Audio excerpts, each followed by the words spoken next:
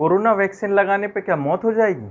अरे भाई साहब, हमने तो कोरोना वैक्सीन लगवा ली थी, फिर भी हमें कोरोना हो गया। कोरोना वैक्सीन लगवाने के बाद कई लोगों को दूसरी बीमारियां हो रही हैं। कोरोना वैक्सीन लगवाएं नहीं लगवाएं, इसी में उलझे हुए हैं हम लोग। तो भैया आप लोग ऐसा नहीं है, कोरोना वैक्सीन लगवाएंगे तो पहले भी हम बच्चों को वैक्सीन वैक्सीन करवाते थे, वैक्सीनेट करवाते थे, तो उसका भी 70% सक्सेस रेट होता था। कोरोना वैक्सीन का भी वैसे ही है, 70 से 80% तक उसका सक्सेस रेट है।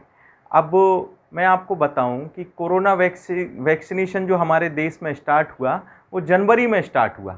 और जनवरी में स्टार्ट होने के बाद लगभग कोरोना हमारे देश से गायब सा हो गया था।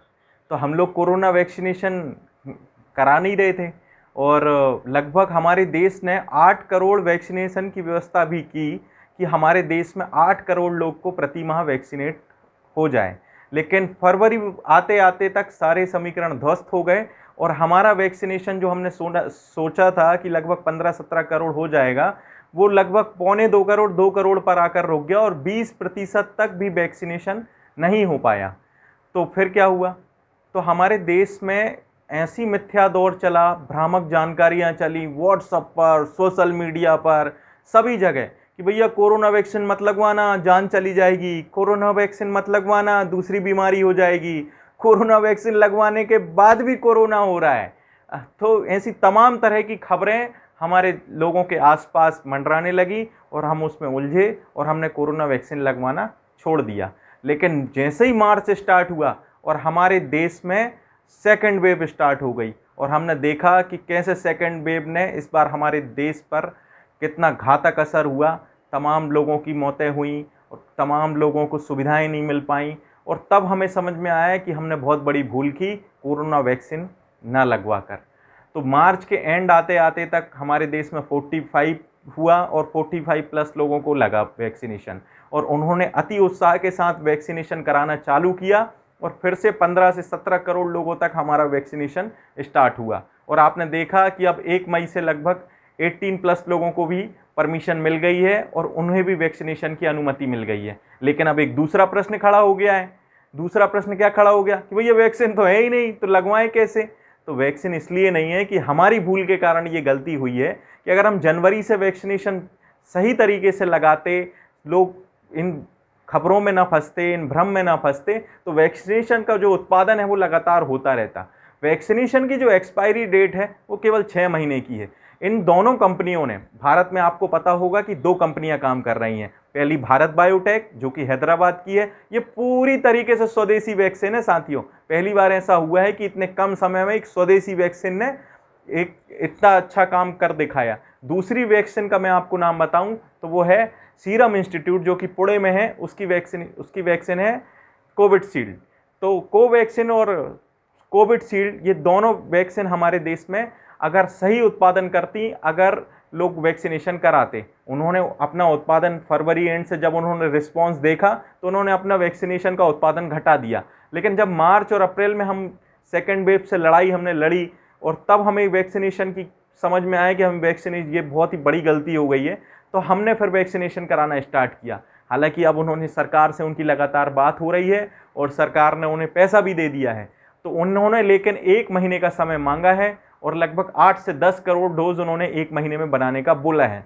तो साथियों थोड़ा सा धीरज रखिएगा, लगभग 15 से 20 दिनों में वैक्सीनेशन की समस्या हल होगी और 18+ वालों को भी वैक्सीनेशन लगेगा। लेकिन मैं आपको एक बात बता दूं कि अभी भी 60+ लोगों ने वैक्सीनेशन नहीं कराया है। क्यों नहीं कराया है? क्योंकि अभी भी वो उसी डर में उलझे हैं। आपके पापा हो, मामा हो, माता हो, दादा हो, ये अभी भी डर रहे हैं। ग्रामीण क्षेत्रों में तो इतना डर है, इतना हुआ है कि वैक्सीनेशन करा लेंगे तो कल ही चले जाएंगे, ऐसा डर बैठा हुआ है। तो भैया मैं आप लोगों को बता दूं, जो 18+ के मेरे साथी हैं वो सभी लगवा रहे हैं, लेकिन अपने घरों में वैक्सीनेट करवाएं उन्हें ले जाकर, क्योंकि 1 साल तक अभी अगर कोई समस्या का समाधान है तो वो कोरोना वैक्सीन है। और मैं एक बात आप लोगों को और बता दूं कि क्या कोरोना वैक्सीन लगाने के बाद हमें मास्क नहीं लगाना? क्यों? क्योंकि भैया हमने तो अब वैक्सीन लगा ली, अब तो हम घूम सकते हैं सब जगह। ऐसी गलती बिल्कुल कतई मत करना, आपको सावधानी पूरी बरतनी है।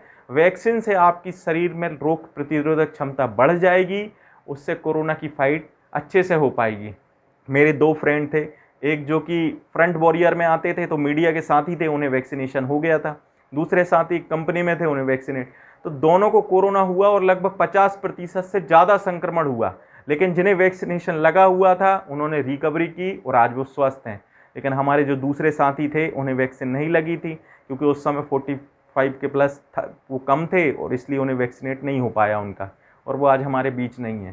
तो मैं आप लोगों को बताऊं कि ये हमारा सुरक्षा कवच है, आप वैक्सीनेट कराएं और अपने परिवार के लोगों को भी, खासकर मैं अपना उदाहरण दूं तो मेरी माता जी को भी मैंने सारी बातें समझाई, सब मनाया उन्हें और लेके गया। आज वो वैक्सीनेट करा के वो अब वो ऐसा उन्हें लगता है कि मैं अगर और जल्दी करा लेती तो मेरा 2nd डोज भी कंप्लीट हो जाता।